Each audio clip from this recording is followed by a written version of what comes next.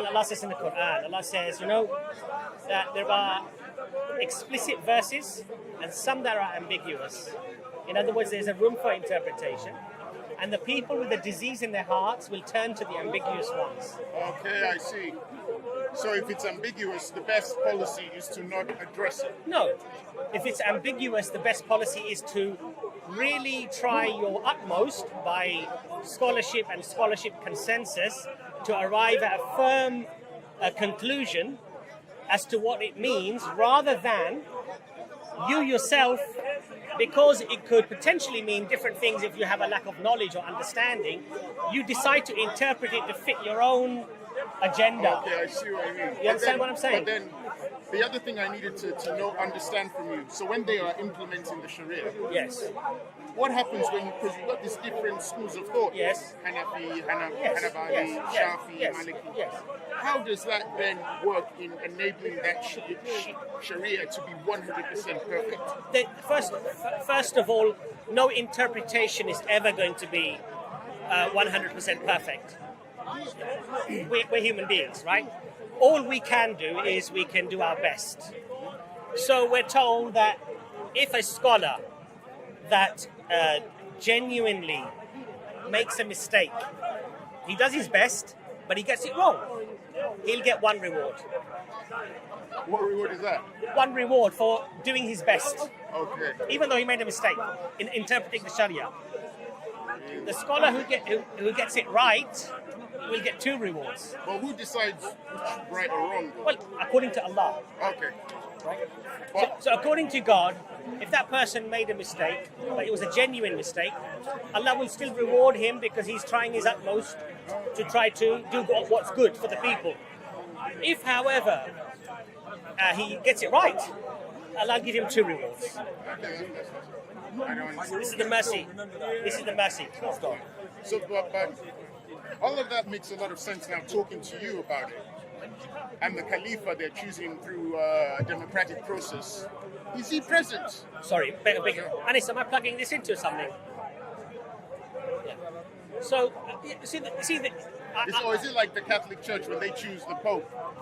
No. So what would happen is, when, for example, the Prophet Muhammad, peace be upon him, died, a group of the most knowledgeable companions who were regarded by the people to be the most, competent and religious, they did a shura and they decided a meeting. So shura is a meeting. A meeting, right? A discussion or a shura would be not a debate, but it would be a meeting basically to ascertain who the best person should be to lead. All right. So they chose Abu Bakr radiallahu anhu. When he died, another group came and they decided it should be Umar Khattab radiallahu anhu. When he passed away, another group was formed and they chose Ali radiallahu anhu, the Prophet's nephew, right? And that group, how did they come into fruition? It was formed and they chose Ali radiallahu anhu, the Prophet's so effectively it would be the people who would decide that you are the best really to lead us. So for example, in Islam, the way that democracy works, or the way the will of the people works, is that if I live in a town called, say, Redbridge, we would call a meeting for the people of Redbridge to come, and we would put forward who we think is a good person to represent us in Redbridge. Okay? If I chose you, I said, this guy is a very upkeep, he's very honest, decent, he's very educated, I think we should choose this person. If the group decide that this person is good for us, you will then go to the shura meeting of all of those who've been elected, and then you amongst yourselves will decide who the Amir should be for the whole group, for the whole country. Now, if you're not doing your job, the group can form again and say, look, he's not doing his job, he's done this wrong, done that wrong, we don't want him anymore, we want this person. They choose another person, that person then becomes your local representative. All of the local representatives would meet and they would then decide who the Khalif should be.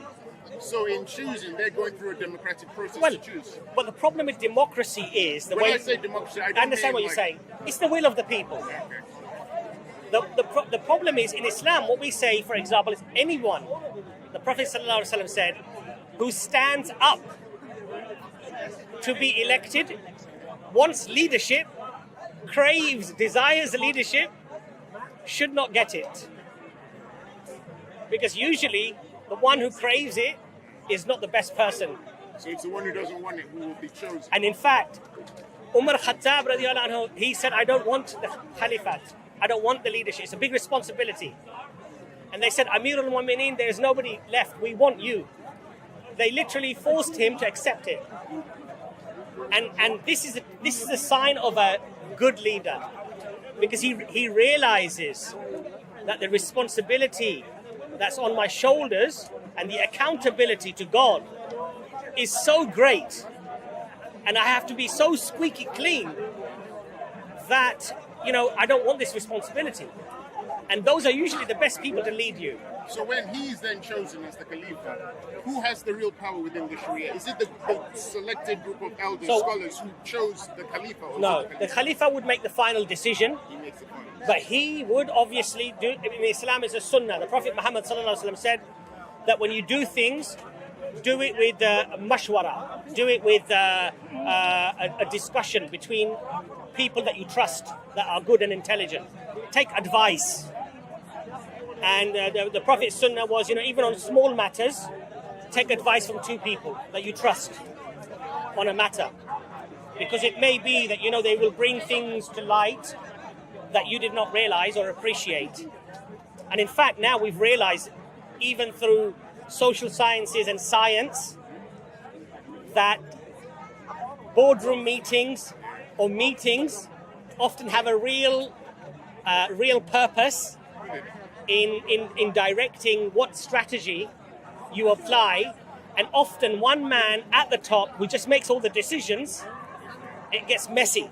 Okay, that's very good to know. So even these group of men, what do they call these scholars coming together? They would just be, I don't know the Arabic word that you would use for them, but they would be among the elders, the educated, the scholars of the time, and the people would recognize them, that, mashallah, these people are the scholars of the time. And mashwara, or taking advice or discussing, is a great tradition within Islam. Because it often, the conclusions you arrive at will be far more robust, far more sensible, because you may be a little bit rushed to make a decision, and somebody may say, well, have you thought about this? And you think, actually, I didn't. So it can make a very big difference. This is how the Islamic way of rulership should be. What happens if the leader, the Khalifa, misbehaves? Is it a case of waiting till... Because he doesn't have in the world of democracy, a prime minister will be in charge for a while, then there'll be another election, and in America, the president can only stay for 2 terms. The Khalifa, can he stay for as long as he wants? No. Okay. If he does something wrong, they can call a consensus and they can say that what he's done is completely unjust, it's haram in Islam, and I think we need to get rid of him, we need to get somebody else in. You don't have this fixed 10 years that, he's going to be... Now, I appreciate people who are going to be hearing this are going to say, oh, but that's not how the Muslim world at the moment is being run, right? But that's not Islam. Islam is the perfect rule of God. Human beings are not perfect. Throughout history, we've had Muslim leaders as well who've been tyrants. They've abused their own people, they've abused people around them. Okay? They wage war within their own people. But, corruption is a trait within human beings, not in God, not God's principles, not God's rules. Sharia is often very misunderstood because, Sharia simply means a way, to find a way, like an oasis, That's the Sharia, and Sharia is interpreted differently, sometimes at different times as well. So there was an astronaut, a Saudi astronaut, who went up on a NASA mission, and he said, "What's the Sharia according to how I should pray?"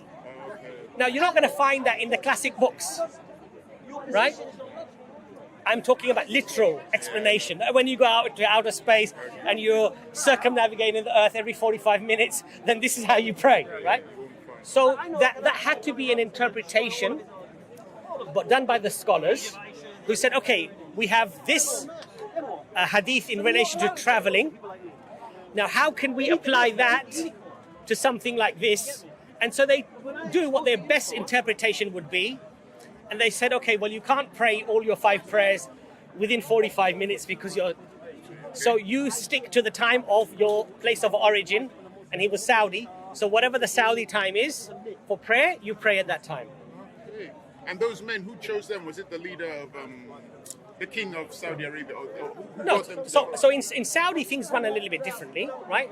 Because you have a royal family. And things are operating slightly differently. But they've appointed who they feel are the most renowned scholars in Saudi to make the decisions. They have a huge universities there, Medina University, many other universities. Many foreign students study there as well, from all different countries, including England and America and what have you. And so they've appointed who they feel are the best to interpret the Sharia. I would really like to know their process of choosing. Yeah, I mean, look, those things. Historically speaking, has there been any time historically where the Khalifa has done something bad and the scholars have said you have to do it? I believe so, but there have been times when they've been unable to do so as well. So, for example, there have been tyrannical leaders who, if anybody stood against them, you'd be killed. So at that time, many of the Muslims, including many of the very senior Muslims, like some of the Sahaba, some of the companions, they never got involved in the politics. They said, I'm not going to take your side and I'm not going to take your side. I just want to practice my religion and live in peace. Because they knew by taking sides it would mean bloodshed. They may have to kill one another and they didn't want to.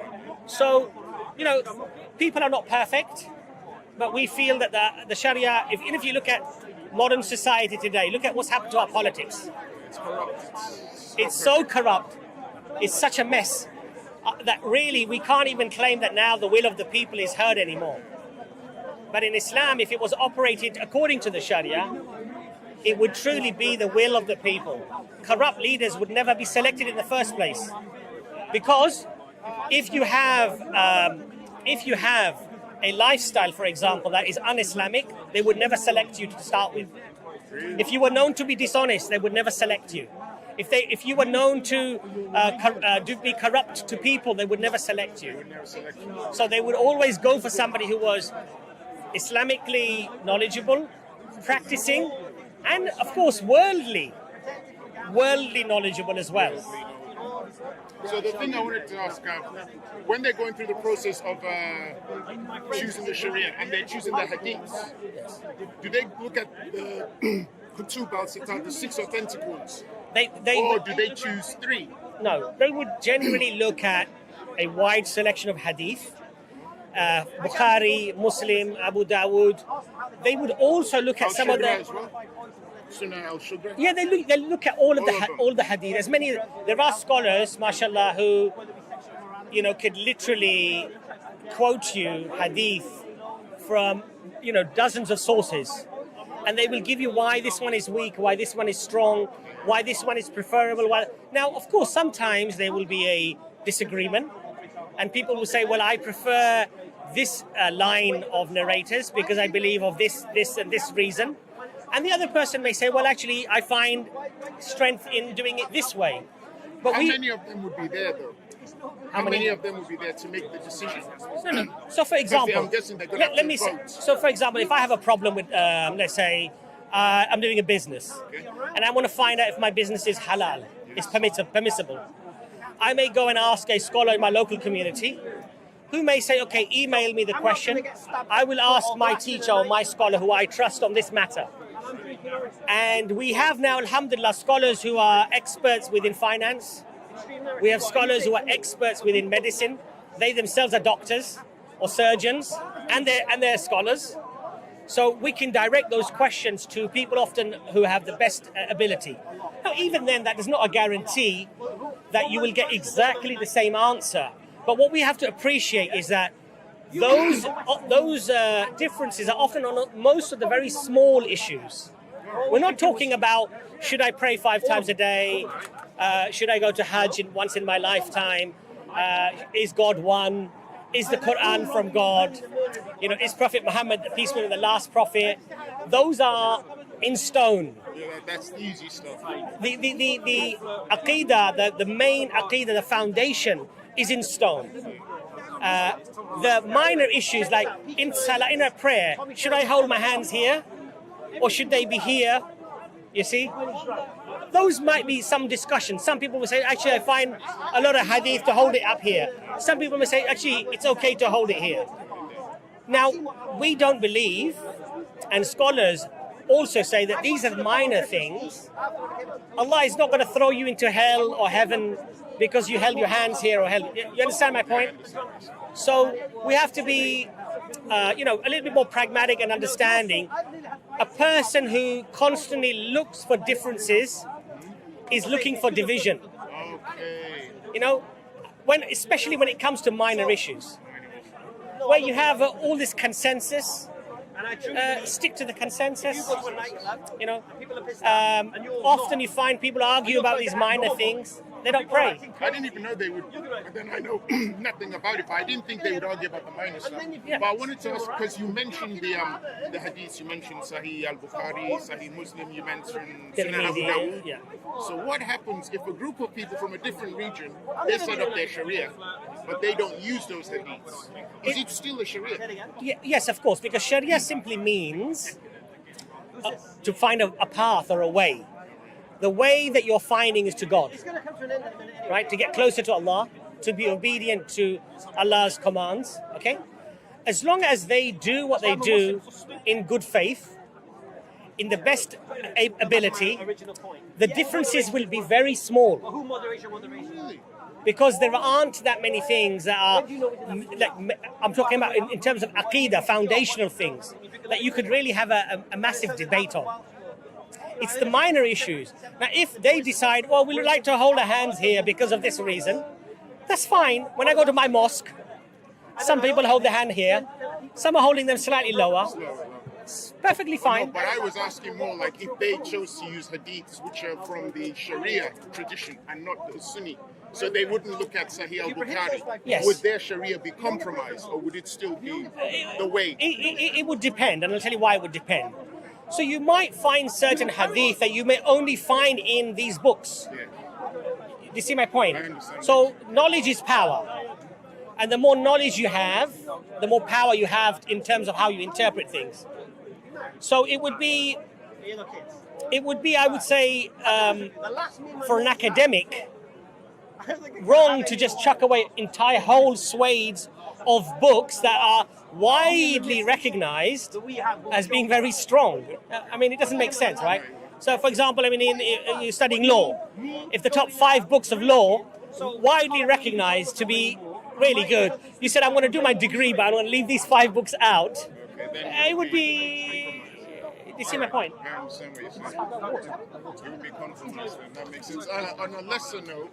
Would you like some water? No, I'm fine. You okay? Cleared up now. Yeah, thanks very much. On a lesser note, the other thing I was going to ask is, within the Sharia, is there compensation? Like I noticed within, say, the United States of America, their legal system, when people have been incarcerated for decades and it transpires that they were actually innocent and they were released, they don't get any compensation. They have to get a lawyer and then they have to sue to get. Now, within the Sharia, are people, if they are incorrectly judged to be criminals and it transpires that they were innocent, is there like compensation for them? I believe that the Caliph, who is in charge, the case can be brought to the Caliph. And they can say that I was treated unjustly, unfairly, and this is what I have lost as a consequence. And the Caliph has the ability to say, okay, yes, he's lost out this much, give him this much as a compensation. And in Islam, if I kill somebody, even accidentally, I have to pay blood money to his family. I have to give blood money to his family. So it is regarded as a very serious thing. And if you kill somebody deliberately, you have to pay the blood money And qisas, the punishment is execution if you deliberately kill somebody. Premeditated murder, the Sharia says, is execution. It does not tolerate people going around killing people. Would the guilty person have a lawyer to defend them, or it's just an order that's... It will go in front of the qadi, the scholar. He will have his representative. They will have their representative. They will argue according to the Sharia, according to the law, and then the decision will be made. And finally, then anything that's going to be handed out. It's a process which is quite remarkable, because we're talking about the 7th century. In the 7th century, there was no law, there was no order. And you imagine at that time, these systems were set up. Prior to Islam, there was no law and order. It was a savage society. None whatsoever, at all. It was might is right. The Arabs lived with the Well, even the Jewish, Banu Qurayza and Banu because Qaynuqa. they followed the Torah, but They they followed had the their Torah. laws there. They had their laws. They lived in their communities, their forts, and their laws were their laws. And so even when Islam conquered the whole of the Arabian Peninsula, the Jews were allowed to operate their Sharia, and the Muslims operated their Sharia, unless if a Jew had done something to a Muslim, killed them or something like that, then the Sharia, now it's a legal law that applies to everybody.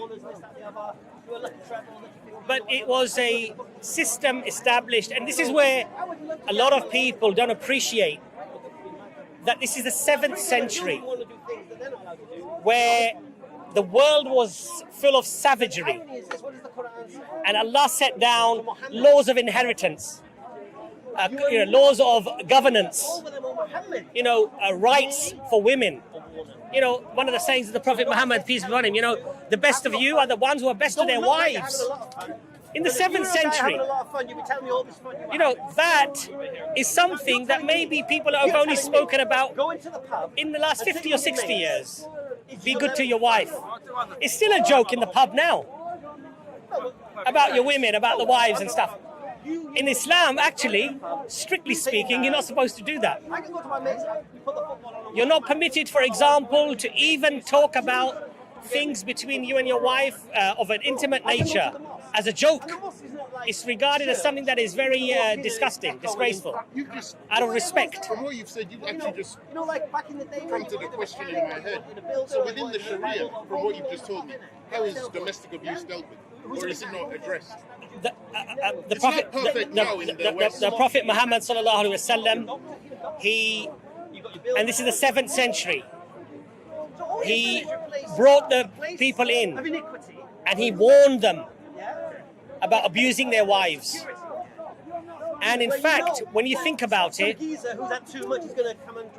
you cannot force your wife to do your cooking and your cleaning and your ironing and even looking after the kids. She doesn't have to do that. If she says, I need some help, you have to help her. And if you can't, you have to provide help for her. What if you refuse? Is she then allowed to get a lawyer? Or yes, she can go to the qadi, and qadi is a judge. The judge, qadi will be the judge, and a woman in Islam. Now, just imagine, 7th century. If her husband is not able to satisfy her needs, you know what I mean, right? That is a legal ground for her within Islamic law. She can go to the qadi and say that I want a divorce because he's not able to satisfy my needs.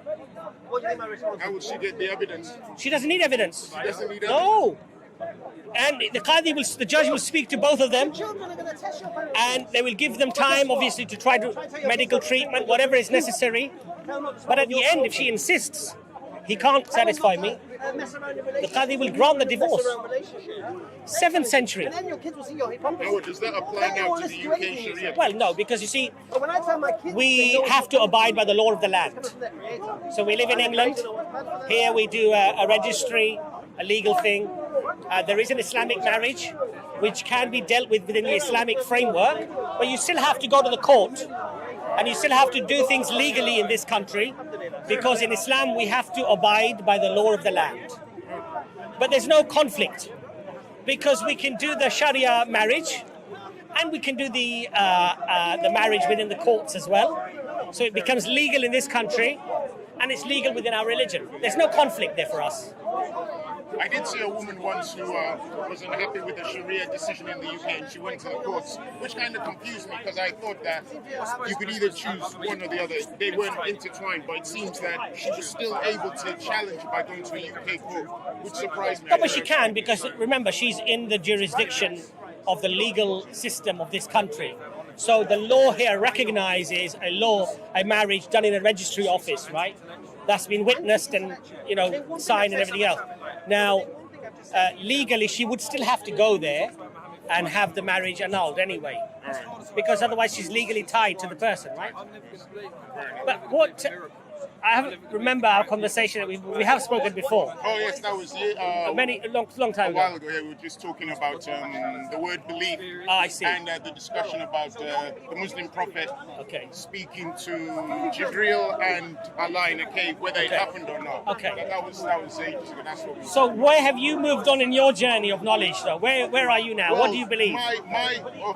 I'm still searching, but as you can see from the questions I've asked you, part of my search for the truth has involved looking at the laws from various religions. So I've had discussions with Jews about what's in the Torah, and I'm having a discussion with a Muslim about what I've noticed in Sharia, which is why I learned about, the Sharia will be made up with verses, surahs and ayahs from the Quran, certain hadiths, and there's another process, ijma. So I was learning all about that. So I'm still searching, asking questions, doing research. But then when I do the research, I think it's also important that I talk to people about it. That's very good. That's what I'm doing. That's very good. But in terms of your concept or your anchor to believe in a creator, are you there yet, or is that something that you're still debating? Oh no, I want to believe in a creator, but then I'm still trying to find out whose truth is the truth about the creator, because I want to believe that there's something out there, because I don't really want to fall into the realm of believing that everything around us is coincidental. To me, there are too many amazing things for me to believe it's all coincidental. I believe there's an external source responsible, but whose truth defines that external source? Is it what I used to be a Christian, or is it what the Jews say, or is it what the Muslims say? So that's when I do the research and I look at the laws and the spirituality. But one of the things that I would say to you there is that if you look at the poster there, for example, of all of the religions that we find, generally their core teaching is this one all-powerful being.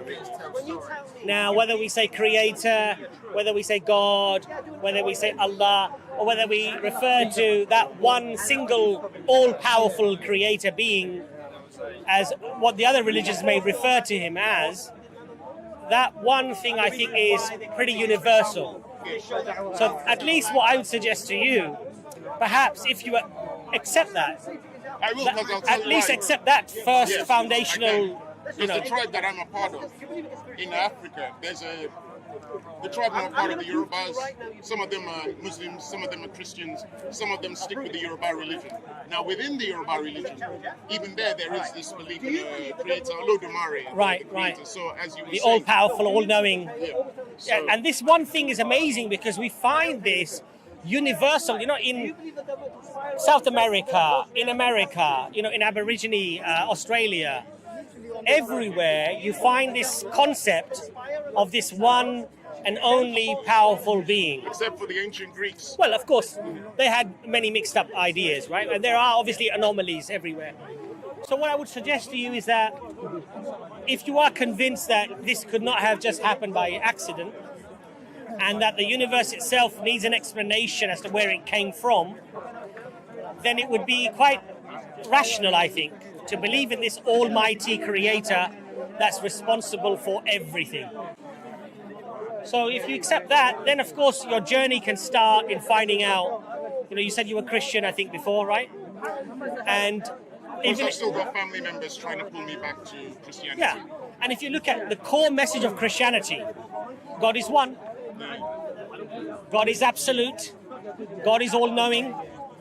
God is merciful, which is what the Jews believe, which is what the Muslims believe, which is what all of the major religions actually believe. The only thing, I suppose, the main difference between Christianity and Islam is the Trinity, basically. But there is much actually. I'll leave you now because I know what's about to happen. No. It was a pleasure. But I'll speak to you. I'll speak to you. There will be atoning sacrifice, and Messiah is coming to. All right. If you don't mind, atoning sacrifice. brother, if you don't mind. Atoning sacrifice. Okay. That's the core message of the Bible. Okay. It's not that God is one and only and absolute? Of course. Okay. Of course. So that's what I was saying. But the core message of the Bible is that Messiah will return. Is going to be our atoning sacrifice. Okay. That's the core message from Genesis to Revelation. Okay. If I can go back to our discussion.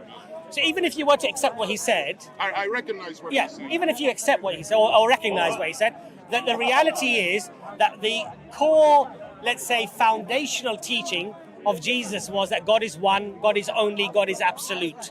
That's his literal words that came out of his mouth, right? And the word in Hebrew, echad, means uniquely one. Unity. Uniquely. You can't make up English words.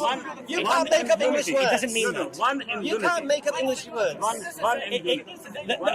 The Jews who know the Torah, who speak the Hebrew, they understand that word echad as uniquely one. Now, if husband and wife they marry, they get married, they become ahad. No, they don't. They're still two people, aren't they? Are one unit. No, they're not one unit. They're not one. They are two in one. They're not. They are two in one. They don't become when Siamese. they get married. Okay, they don't become. When they get married, okay. They become. I'd like to have a calm They- discussion with this calm brother. discussion. But please. But I don't interrupt, please. Okay, but don't interrupt. The way you are lying Okay, here. all right. The way Okay, you are lying okay, here, okay. you need to be corrected here. Let me lie to the brother. But don't interrupt me. Don't interrupt me, please. I'm asking you nicely. Am I telling anything wrong? No, you're lying. I know what you're saying. I'm asking you I heard it, nicely. so it's not surprising Okay. to me, so I can't- I'm not asking saying you're you. lying. I'm asking you as a Christian, right? Listen. When husband and wife I they understand. marry together, they become lying. one. Brother. Brothers. Brothers. According to Bible. What the Lord has put together, don't make it. That's right. That's right. So they are a unit in one. Right. Yeah. So God is a Father, Son, and Holy Spirit. I've heard that. Yeah, I know. They are three in one. Okay. We also. You're a call, Christian, right? Hear, O Israel. You're a the Christian. Lord your God You're a is Christian. one God. You're a Christian, right? Hear, O Israel. The Lord your God Christian, is right? one God. You're Christian, right? Yes. I'm asking you very nicely. Hear, O Israel. I'm asking you very nicely. Yes. Please let me have my discussion with this brother. No. Please don't interrupt me anymore. But Now, you, be a but good you are Christian. saying, Be a good Christian. I second. Be a good Christian. You said Okay. God is one. Be a I good- said, yes, fine. God is one. Be a Hear, good- O Israel, the Lord your God is one God. Okay. But that God is a Father, Brother, Word, and Spirit. brother. Word and Spirit. I know. Yes. Okay. I know what you're saying. I know all of it. Yes. I just want to hear his perspective. Right. Okay, yeah. But I don't Yeah. disagree with what Now, he's what saying. I know would like all to of say, I'm asking you very nicely. Yes. Please be respectful. Yes. I'm having a conversation with this brother. Yeah. Because what I don't want to do, and you don't see me doing very often here at all. I know. I don't like to shout at people and discuss things in that way. Yeah. I don't want to shout over you, That's right. and then you shout over me. It's disrespectful. Yeah. Please, okay? Okay. So basically, going back to the oneness of the Creator in Islam and in Judaism, this joining of the Creator is complete and utter blasphemy in any way whatsoever. So even when Prophet Muhammad, peace be upon him, died, the Caliph, Abu Bakr, the first Caliph, he said to the people, all of you who worship Muhammad know that Muhammad is dead. And all of you who worship the Lord that Muhammad worshipped know that he is ever living. We do not join Muhammad sallallahu alaihi wasallam, peace be upon him, or Jesus, or Moses, or Abraham, or any of the prophets with the divinity of God.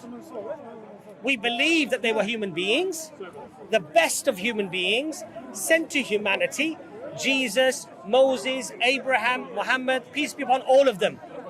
and they were the best of examples to us.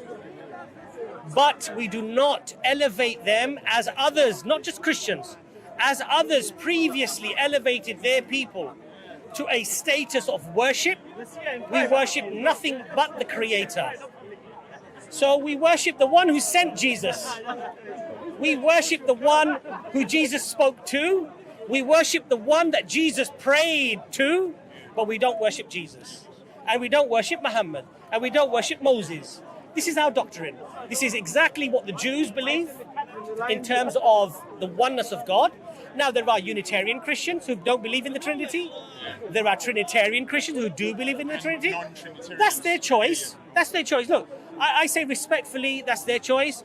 If they believe it, they feel they have grounds to believe it, that's their choice. But for us as Muslims, we don't join anything to God. Can I please read something from Genesis chapter 1? You've asked me very nicely. I'll depart now. Please do. Genesis. Thank you very much for your But continue your journey, inshallah. My brother. But what I would say to you is this, My brother. that just as we make our decisions quickly, when the consequences are grave or could be grave, we make the contemplation very, very quickly, the analysis very, very quickly, and we try to come to a conclusion, a decision.